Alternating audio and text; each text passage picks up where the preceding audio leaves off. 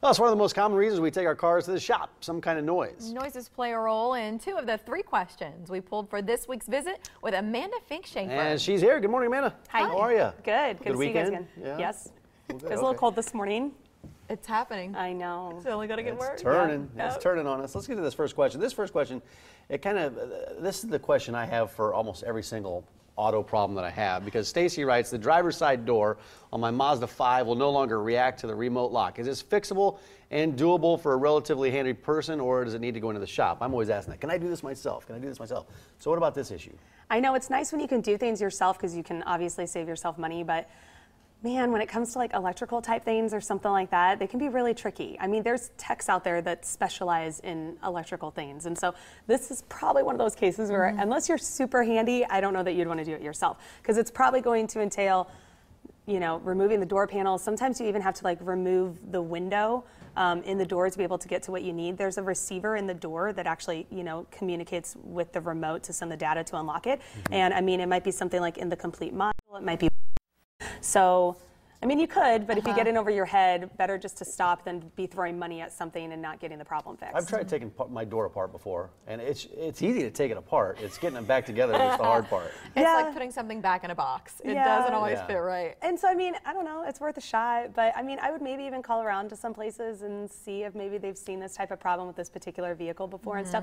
I haven't heard of anything like that, but you never know. Yeah. So there might be. I like how you're optimistic. Like, try it if you want. Like, you can but try I wouldn't. Or I wouldn't do it myself. No, nor would I. Whitney's up next, and she writes to us, I have a 2011 RAV4. My brakes have a weird popping sound when I am braking slowly in slow speed situations, but it only happens when my car is warmed up, never when I first start driving. I've already had my brakes checked and new brake pads put on once 10 months ago, and now the sound has returned. What's up? That is a good question. What's up? Because that should not be happening. I mean, if you had that sort of like poppy noise, you know, I mean, if you replaced them and it went away, then obviously it was something having to do with those brakes or pads. But I mean, brakes nowadays, I mean, last 40, 50,000 miles easy, you know? So a good question would probably be is if obviously the original brakes and pads were OE from the dealer, from the manufacturer, and so if she replaced them with the same ones, maybe there's that type of issue with it. Not a bad idea to maybe call the dealer, talk to service or the parts department, and see if they've had that type of issue with these pads or the brakes, one or the other. When it comes to brakes, though, I mean, we always say don't wait around on it, because brakes are definitely a safety thing. You know, I mean, you don't want something more major to be going on. I haven't heard of anything that would really cause that problem, because it shouldn't come back in 10 months like that. You know, so I'm thinking that if they replace the brakes with the same and pads with the same kind, that there's an issue with that kind. So maybe try a different aftermarket one. Right, makes sense. All right, let's get to this final question. It comes from Lindsay. She says, I have a 2010 VW EOS. It's a hardtop convertible that I drive year-round. Do I need to oil the seals or do anything before winter? If so, what should I use and how? They made awful creaking noises last winter. It's probably not something you have to do, but it would probably drive me crazy for 6 months if they were creaking and squeaking and stuff all the time you're driving. Yeah, that would be annoying.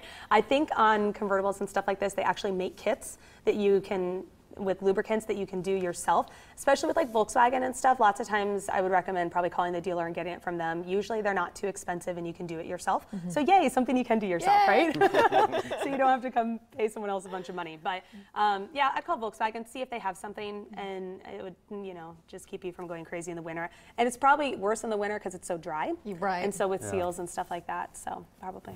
Just like everything else, right? Our furniture dries out, our skin and hair, everything dries out, the seals on your car.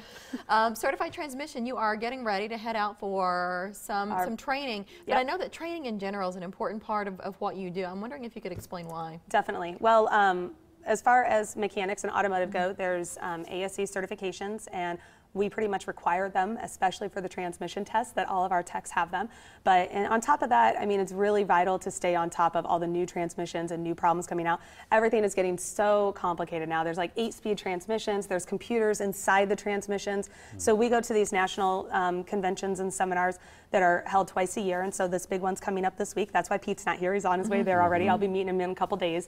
So we're sending about a dozen people so that we can stay on top of all the new stuff coming out. And lots of times we're helping to lead that front since Yeah. we're the third largest manufacturer in the country. Which a lot of people don't know. Yep. Yeah. Right, you think, well, they're a certified transmission. That's the shop that I drive by and Yeah. take my car to when I need the help. We don't think about you as a national company and manufacturing and reworking transmissions. You know, actually, like 80% of the transmissions we remanufacture get sent out all over the country, and Canada, South America. So we remanufacture 50,000 a year. You're kind of a big deal. We're kind of a big deal. Right. It's I not think so. Yeah, it's not just Peter going to this thing. You're sending about a dozen Yeah. of your tech people, right? Yep. Some people from our warranty department, from our top couple of our master techs and stuff like that. We have less than 30 seconds. Give me one thing that we should all think about as the winter months approach and caring for our Service your cars. transmission Yeah. and your transfer case unit. That's your four-wheel drive unit. It can save you a lot of money in the long term. If you're hitting 80,000 miles or if you're at 100,000 and haven't done it yet, give us a call. We'll check it out for $39.95, and then we can service it up. It's around $140. Certified Transmission. There's areas, That's there's easy. locations all over town. There's 5 locations Yes. around town, right? All right. CertifiedTransmission.com. Safe travels as Thank you head you. out. Thanks, Thank man. you. Good to see you. And your question could be featured during our next visit with the crew from Certified Transmission. A few ways to get those questions to us. Email talkback@omahamorningblend.com or leave questions on our Facebook wall. You know,